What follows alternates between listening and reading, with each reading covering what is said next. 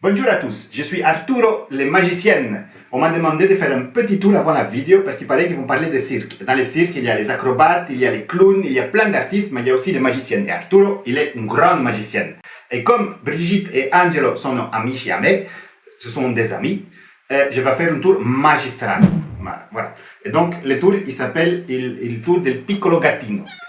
Pour faire le tour de magia, le piccolo gattino, j'ai besoin d'un piccolo gattino. Il est là, magnifico gattino. Je place le gattino sur la table, devant moi comme ça, bien droit, hein? Voilà. J'ai besoin aussi pour le tour d'un foulardo, merci, grazie. Je place le foulardo, attention, sur le piccolo gattino, et là, je commence la respiration.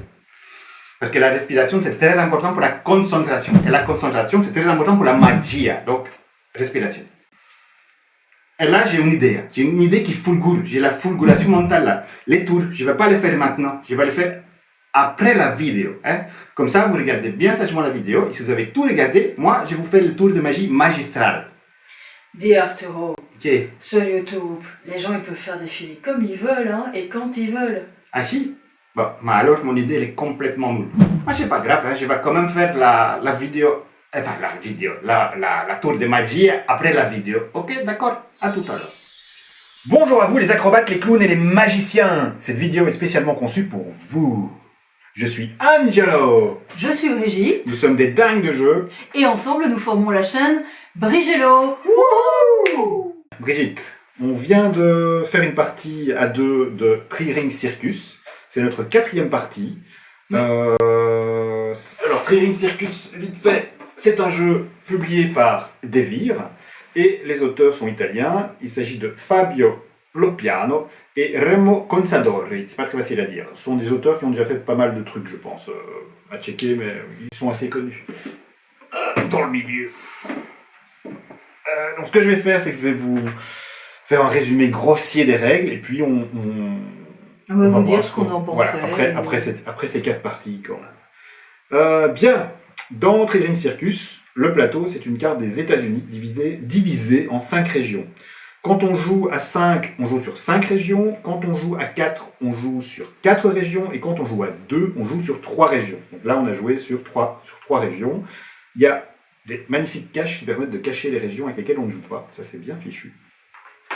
Dans chacune de ces régions, il y a une grande ville. Donc ici, on a dans une région New York, dans l'autre Washington DC et dans l'autre Indianapolis. Dans chacune des régions, on a également 2 villes moyennes. Donc ici, on a Buffalo et Philadelphie, ici Pittsburgh et Baltimore, et ici Cleveland et Cincinnati. Et puis on a des petites villes, des petits villages. Voilà, des bleds paumés, Fort Wayne, Toledo, Cumberland, voilà, et des petites villes. Donc des grandes villes, des grosses villes, des villes moyennes et des petites villes. Alors, nous, on est à la tête d'un cirque familial, un Three Ring Circus. Et un Three Ring Circus, c'est quoi? C'est un cirque à 3 pistes. Tout à fait. Voilà, et donc on va sillonner les États-Unis et on va faire des représentations dans toutes les villes. On ne pourra faire qu'une représentation par ville. Il y a également sur le plateau une caravane qui représente le cirque Barnum, qui est vraiment le gros cirque qui domine un peu la scène, je dis un adjectif pour cirque, la scène du cirque aux États-Unis. Et donc, cette caravane, à chaque fois qu'on va faire une représentation, elle va avancer sur la carte, et quand elle aura fait un tour complet, ça annoncera la fin du jeu. On a également chacun une petite caravane qui démarre sur une grande ville. Et à son tour de jeu, alors on a aussi un plateau. Oups, j'ai fait tomber un pion. C'est pas grave, on le ramassera après. C'est un tout petit pion. C'est le pion des podiums. Oui. On a chacun un plateau personnel. Alors sur ce plateau personnel, on a des emplacements pour poser des artistes. On a 3 lignes où on pourra poser 5 artistes. Ce sont ces trois rings, ces trois pistes. Et on a 3 emplacements où poser des cartes objectifs finaux. Voilà. Alors, sur ces plateaux, on a déjà au départ des symboles. Ici, on voit ici qu'on a un piédestal. Ça veut dire qu'on a un piédestal. Il y a 1, 2, 3, 4, 5 trains. Ça veut dire qu'on s'est déplacé de 5 villes à son tour de jeu. Donc, il faut toujours tenir compte des symboles pour savoir où on en est au Et niveau puis il y des a des trains. petits bonus, prendre une carte, Oui, oui, il y a des tas de choses. avoir une carte argent en plus. Voilà, tout ça se déclenche quand on posera les cartes dessus, et aussi des symboles pour piocher des cartes argent. Donc ça c'est le plateau personnel. Et alors on a des cartes tickets, comme ceci, qui représentent différents artistes. On a des artistes en 3 couleurs, on a des artistes verts qui sont des artistes qui font des numéros un peu spéciaux. Ici on a l'homme canon ou la femme canon. Oui, il y a des contorsionnistes. Oui, les cartes mauves ce sont des acrobates plus classiques. Et les cartes oranges, ce sont des animaux. Voilà, on a aussi des cartes argent, comme ceci. Les cartes argent vont évidemment servir à payer les artistes, à les poser sur le plateau. Ces cartes argent sont à la fois des cartes qui sont de l'argent, mais aussi des artistes. Voilà. Et ici, contrairement aux autres cartes, elles n'ont pas de couleur, mais elles ont des petits symboles. Donc, par exemple, ici on a le symbole clown. On peut avoir aussi le symbole magicien, le symbole animaux. Qui nous sont utiles quand on va en fait dans les villes moyennes. Tout à fait, tout à fait. Et donc à son tour de jeu, on démarrera la partie avec 4 cartes argent, avec une carte objectif final et avec une carte ticket. Ici elles sont à l'envers. Puis artistes. Artistes, bon, ce sont des tickets, mais ouais, c'est vrai que c'est plus des artistes que des tickets. Ouais, on a une limite de 10 cartes en main.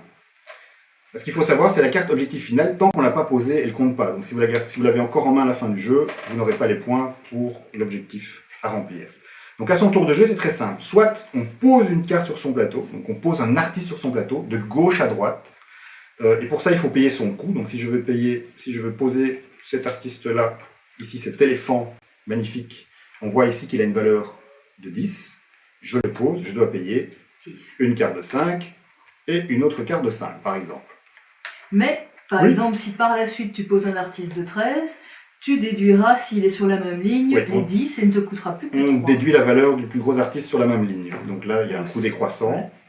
Les cartes doivent toujours être posées par ordre croissant, donc de la plus faible valeur à la plus grosse. Mais si vous avez un 10 ou un 8, ça ne veut pas dire que vous ne pouvez plus poser un 6. Vous pourrez toujours poser un 6, il faudra juste décaler les cartes.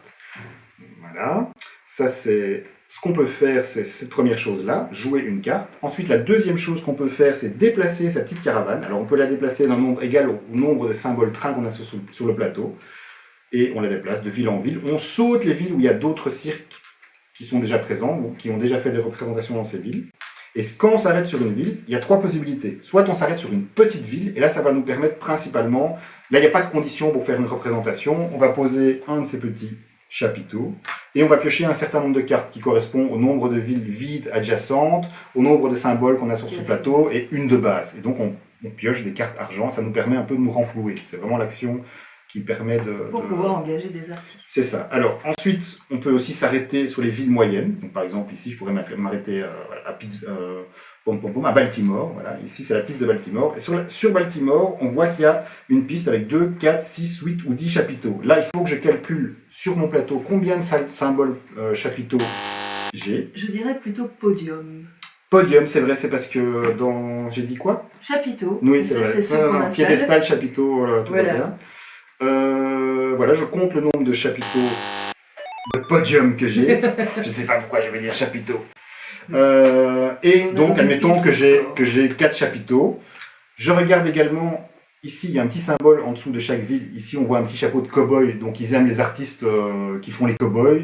De la ville au-dessus, Pittsburgh, ils aiment les animaux. Donc, si j'ai le symbole qui correspond sur un artiste, j'ai un bonus de 2 piédestals. Et donc, si j'avais 4 plus 2, si j'avais le bon artiste, je peux me poser sur le 6. Et là, j'ai le choix. Soit je gagne un certain nombre de points de victoire, soit je peux piocher un certain nombre de cartes tickets, de cartes artistes, qui sont quand même la clé du jeu. Et donc, au plus on est haut, au plus évidemment on a l'occasion de prendre des cartes ou d'avoir. Oui, au plus on a de piédestal, au plus on peut piocher des cartes et des cartes qu'on veut, des cartes puissantes. Dans les grandes villes, là c'est plus difficile, là les gens sont plus difficiles. J'arrive à Washington. Ici, on voit que pour pouvoir faire un show à Washington, les gens veulent voir cet artiste-là. Donc c'est l'acrobate qui a une valeur 13. Il y en a 2 ou 3 dans le paquet, je ne l'ai pas ici. Voilà, ça c'est l'acrobate qui vaut 14. Là j'ai le 13, par magnifique, exemple. Voilà. Donc pour aller à Washington, il faut absolument cet artiste-là, cet acrobate-là. Sinon, on ne pourra pas y aller. Si on l'a, c'est parfait. On peut se poser. Le premier qui se pose aura un bonus de 3 points. Qui plus est, si dans la ligne de l'artiste en question. À gauche, on a un animal, ou à droite, on a une carte avec la couleur mauve, je ne sais plus quel genre d'artiste c'est. On aura un bonus également. Voilà, donc ça c'est la mécanique principale. Ce qu'il faut savoir aussi, c'est que toutes les cartes ont évidemment des symboles ou des pouvoirs qui combattent avec d'autres cartes qui vont se déclencher quand on les place sur son plateau personnel en fonction de s'ils sont à gauche ou à droite. Il y a des cartes avec des éclairs qu'on peut jouer directement quand on fait des représentations et qui vont nous donner des bonus en argent ou en piédestal ou en mouvement pour sa caravane. Voilà, c'est à peu près tout. Donc c'est très grossièrement résumé, mais c'est un peu le cœur du jeu.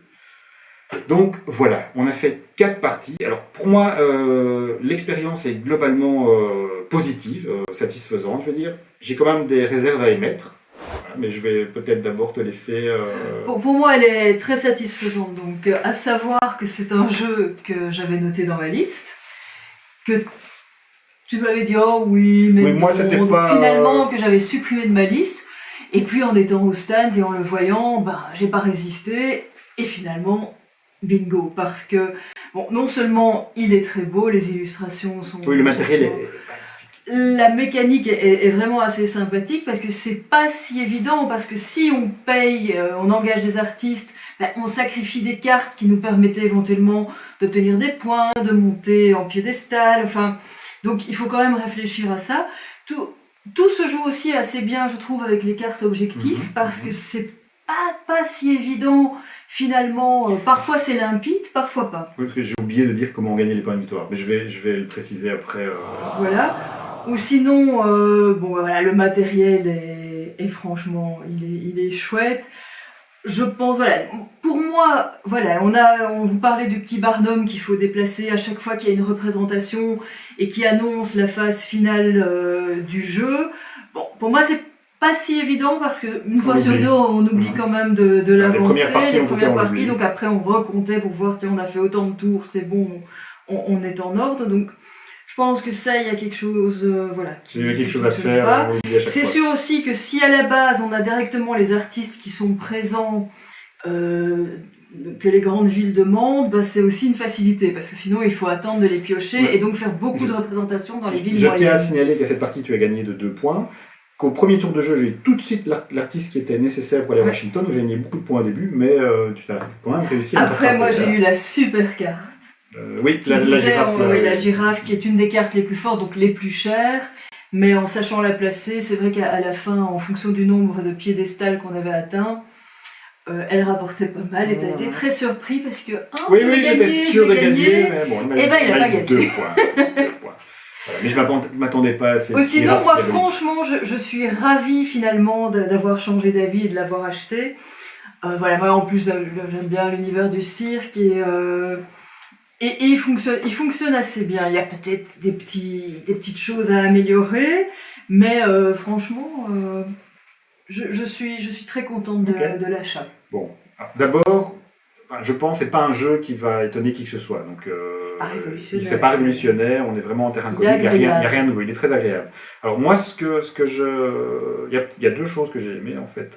D'abord, il a un côté old school, c'est-à-dire que la mécanique, une des parties de la mécanique, c'est se déplacer sur ce plateau avec sa caravane, poser finalement des chapiteaux. Là, c'est des chapiteaux, et gagner des points de majorité. Parce qu'à chaque fois que pour les majorités, que la caravane va atteindre le Barnum va atteindre une des grandes villes, on va faire un décompte de majorité dans la région concernée. Et moi, je suis comme un poisson dans l'eau avec ce genre de mécanique parce que je viens d'une période où les années 90 où les jeux de majorité dominaient l'univers, on va dire, et j'ai joué à beaucoup de jeux de majorité, donc je suis très à l'aise. C'est un feeling dont j'ai l'habitude et je me sens bien dedans. Pour certains, ça va paraître un peu dépassé. Et puis ça fait un petit peu réfléchir aussi pour tes déplacements, parce que parfois tu te dis ah oui, mais si je vais là, le premier tour de décompte il est là, donc peut-être que je dois d'abord rester dans cette région-là. Oui, parce on connaît l'ordre des décomptes, donc c'est aussi ça va jouer.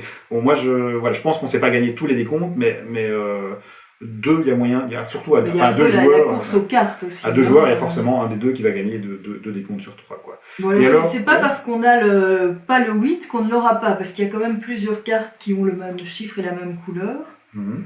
Donc ça, tout n'est pas perdu si on ne l'a Oui, pas oui, au tout à départ, fait. mais évidemment, on gagne moins de points. Et alors, ce qui est très bien fichu, là, c'est peut-être original, je ne sais pas, donc c'est ce plateau. Donc, on va poser les cartes donc, de gauche à droite dans chacune des lignes, dans la ligne qu'on veut.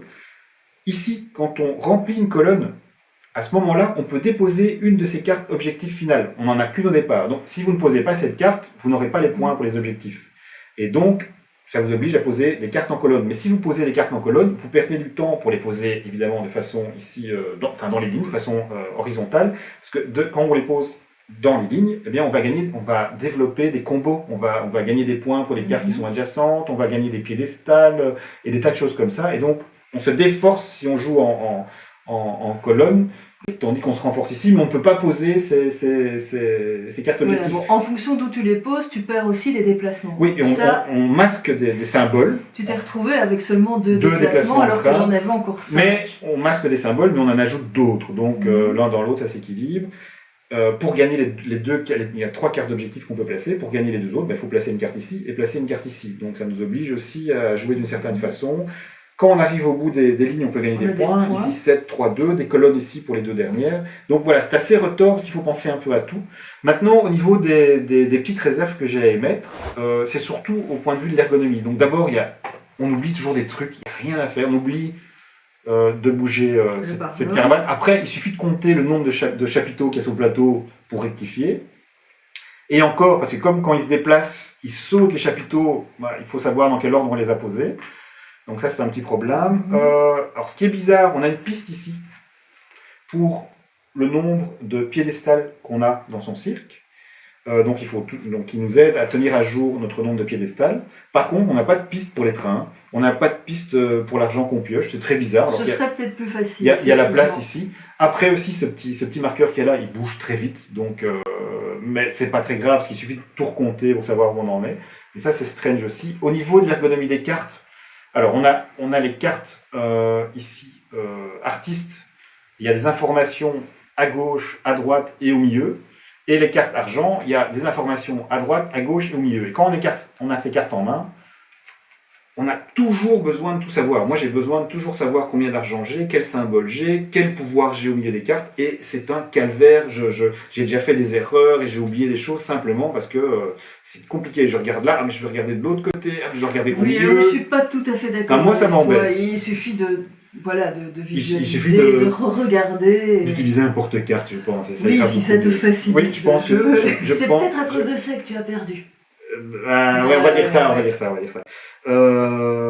Voilà, la mécanique de décompte des majorités est originale parce que quand le Barnum arrive sur une ville, on tourne ce pion premier joueur et c'est à la fin du tour du joueur qui a ce pion que le décompte se fait, donc c'est assez aussi tordu à ce niveau-là. Donc, oui.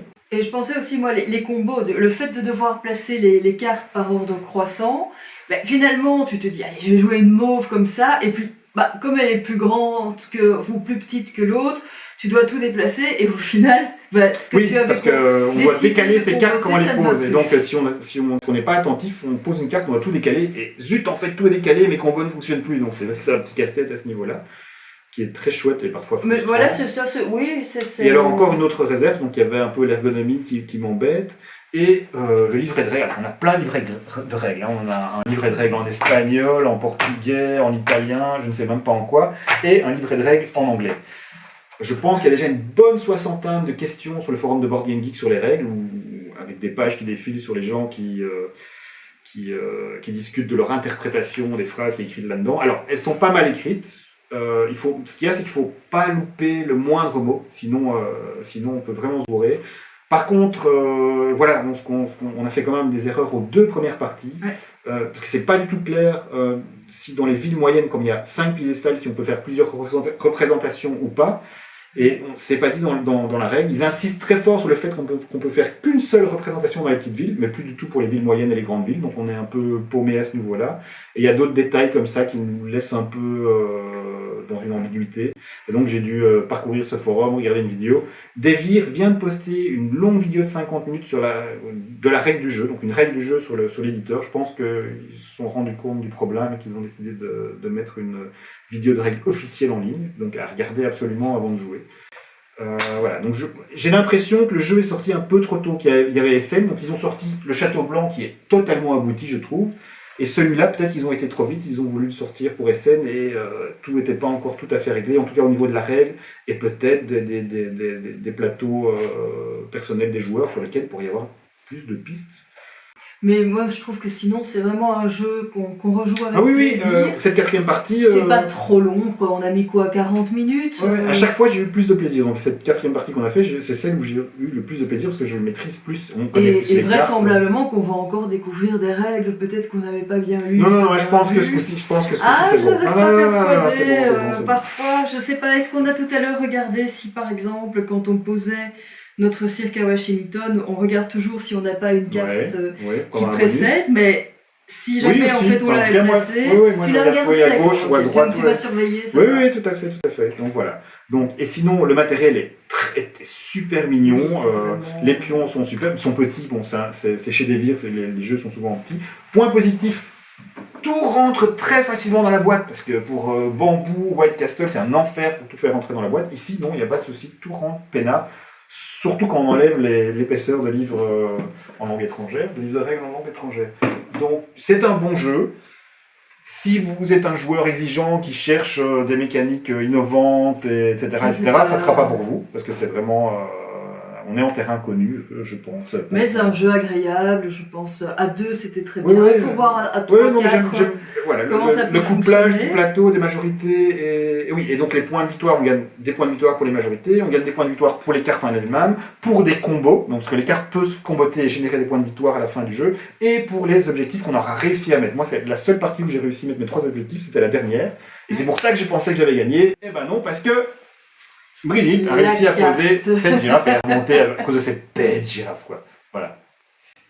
Donc vraiment pas mal, voilà, vraiment un bon jeu, les règles... Et l'icono est très l'icono, ça, on comprend tout très bien. Et c'est assez clair, le nombre de points, voilà. C'est clair quand on a joué une ou deux. Et quand on arrive à bien mettre ses cartes dans le bon ordre et à pas les oublier. Mais ça, on va t'acheter un petit porte-carte. Voilà, c'est ça. Tout rentrera dans l'ordre. Ok. Eh ben, merci à vous d'avoir regardé cette vidéo et à bientôt. Ciao.